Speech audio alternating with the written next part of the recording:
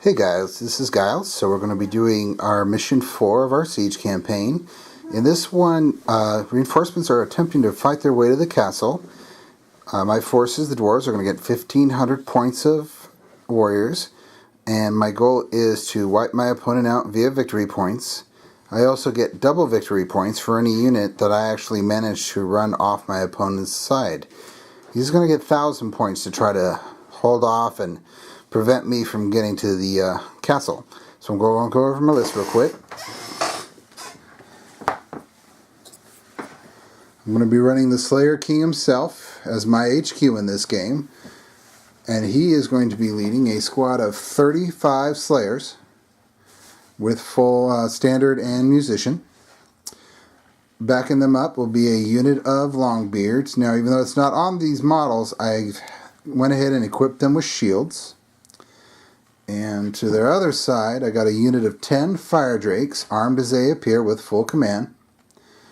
And I also have a unit of 21 Warriors with great weapons. Once again, just got to do whatever I can to break through that Chaos armor. Now, in this mission, I'm not allowed any war machines, and the object is to be moving, so that's why I've gone with pure infantry blocks. And I'm hoping I can do enough damage. So, on to my opponent. Hey guys, so I have a basic squad of Skull Crushers. I know one of them doesn't have a rider on them because I am not running a standard bearer, so I wanted to run them as what you see. So I got a block of 24 warriors. I know they're not finished, they're not ready to really be played yet, but they are with the Mark of Khorne and 2 hand weapons. Got a squad of knights. What you see is what you get. There's a Mark of Nurgle. And then Crom the Betrayer is going to be my exalted hero today. So use that. Let's see what I can do. Could go over the table real quick of where we're going to be fighting. So we're not using any special terrain pieces. We just got a little pond, a little village, a few forests here and there, another little house, hills. Pretty open. We don't have any shooting on either side, so we didn't need a lot of cover, and I expect a lot of fighting to be happening in the middle, so kind of left that open so that we can maneuver. And on to deployment. So Chaos deployment, he deployed all of his units straight up in the center. Got the warriors with his lord on one flank. In the middle, he's got his 5 Chaos Knights. On the left, he's got them blasted blood crushers that just give me fits. Now, according to mission rules, I'm only allowed to deploy half my army. So I placed my Slayer unit with my general in it, heading straight for his Chaos Warriors. And I placed my Iron Drakes facing off against his Knights. I know my flank is going to be exposed to the blood crushers, but I figure the Iron Drakes, being as small as they are, might get a few shots in, and if they go, they go. I'll be bringing in some troops behind them probably to support them come turn 2 when the rest of my army arrives. And considering I start with my template up against the edge, and my template's as big as my movement, I'm probably not going to lose a whole lot. So we'll see on to turn 1, which the Chaos gets to go first, and see you at the end. So, end of Chaos turn 1, all of his troops ran beeline towards me as quickly as they can. And that was the end of his turn, since he has no wizards and no shooting. And now on to Dwarf turn 1. End of Dwarf movement phase, the Iron Drakes moved up just slightly to be able to make sure that everyone is in range of the Knights. And the Slayers move forward, trying to challenge the Knights a little bit to come and see what they can do. And on to my shooting phase. I got 3 hits on the Knights with my Iron Drakes, did 3 wounds. He failed all 3 armor saves. And he's going to make a panic test real quick. And it looks like he's fine. So on to Chaos turn 2. Chaos came forward, taunting me to attack his Knights. I'm assuming he's either planning on fleeing and drawing me out for an assault, or just wants to get in there and get bloodied, which I'm all for.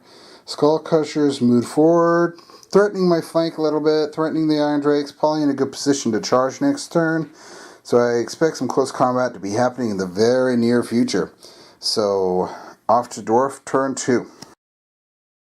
Slayers charged the Knights, who then ran through his Chaos Warriors, who did make their panic test. And so I only got 4-inch movement. The Drakes moved up to guard the flank a little bit of the Slayers and to get everybody in range of the Skull Crushers. These guys, the Longbeards and the Warriors, both marched onto the field 6 inches and are following up behind our brave dwarves in the front line. And on to my shooting phase. Shooting not quite as impressive. I managed to only do 1 wound on him due to some good armor saves.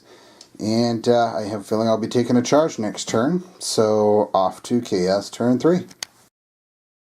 Skullcrutchers charged my Iron Drakes. I managed to do 3 wounds in Overwatch, Stand and Shoot. And I think I'm in trouble in that fight. Chaos Warriors attempted to charge my Slayers, but were shy by 1 inch. So we'll see what I can do on my turn there. Now let's see if my brave Drakes can survive a round of combat. Well, the Iron Drakes managed to kill 1 Skullcrusher and took 4 wounds in return. I failed my leadership test with a wonderful 11 and ran only 3 inches to get away. So they got overran, and I am now in base contact with my Longbeards. But luckily they're immune to panic, so I don't have to worry about that. So on to the Dwarf turn 3. Movement phase was started out by the Slayers charging into the Chaos Warriors to see if they can't get a little pain on. Couldn't really move them due to the context, so these guys couldn't see the Skullcrushers, unfortunately, so they just positioned themselves so that if the Longbeards are able to survive 1 turn, then they'll be able to countercharge and help their buddies out. So let's see how I hold up in the close combat phase. So the Slayer King managed to destroy his lord in a challenge, getting a total of 5 wounds due to the Slayer rules, with each wound being multiplied to D3. Also, close combat, I managed to kill 7 warriors, where he killed only 3 Slayers. Through combat res, I was able to break him, just barely catch him, and I'm now just 1 inch away from his knights. Ever since Slayers are useless, you suck. Keep it PG, man. So yeah, a lot of Slayers are getting a lot of hate on the internet from time to time, I've been reading, but I've had nothing but good luck since they've come out. They've really been just excellent for me. So to all you guys, you really need to try using them more. Now on to the battle over here. Let's hope my Longbeards can hold out. Alright, so the Blood Crushers overran the Longbeards right off the table, and they'll be moving on here at the beginning of his turn. So now for Chaos turn 3. Chaos moved up forward so that I wouldn't be getting his flank there, and his Knights actually went ahead and charged my Slayers, so this should be fun. We'll see what he can do. So the Slayers managed to kill the Knights. Actually, Ungrim did it by himself. The others didn't get a chance to attack. And reformed to be able to take on the Skullcrushers. And now we're going to be going into my Dwarf turn, where I'm going to go ahead and declare a charge there. Hope they can soften them up, and the Slayers will start making their way over here to join in the fun. So off to my turn. So my Warriors managed to only do 2 wounds, while they did a whopping 7 to my Warriors. These Blood Crushers are just awesome. I managed to make my leadership, though. So on to Chaos turn, and then we'll see what happens. Well, my Warriors tried. They managed to kill off one of them, but the other one just did too many wounds. I failed my leadership. He overran them, but lucky. Who's going to get some nookie? Alright, so my Slayers ran. Can a demon, a Khorne, choose to flee, or are you fearless? Into psychology. Doesn't say I'm... Well, I'll let him do it. He decided to flee, as cowardly as that is, and he managed to get away. So on the beginning of his turn, he rallies. What direction are you going to face? Back around. All right. So that's what he did with his entire turn, because that's his last model. So on to my turn, and guess what? I'm going to declare a charge again. You going to run away again? Yep. He rolled a whopping 4, 5, 6, 7. So let's see where that takes him.